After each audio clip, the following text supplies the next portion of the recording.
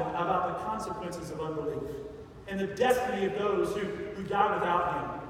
Do you know that among evangelical Protestants, of which we are, and being an evangelical Protestant means that you believe in the Word of God, you believe it is God's inerrant Word, and you want to share that gospel that is found within its pages with other people? Did you know that among evangelical Protestants, 82%, according to the Pew Research Center, 82% of us, 4 out of 5, believe in a literal hell?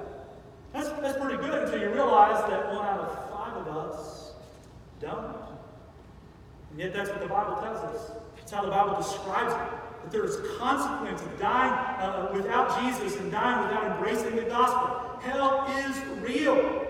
And Jesus is the only way that we are to miss it. So we got to start praying with that kind of perspective. But let me add to that perspective.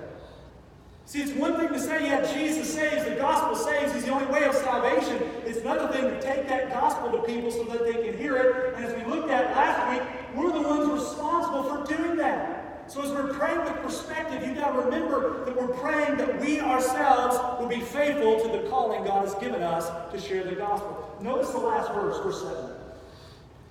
Paul finishes up this little section by saying, "For this I was appointed a preacher and an apostle. I am telling the truth, I'm not lying. A teacher of the Gentiles in faith and truth."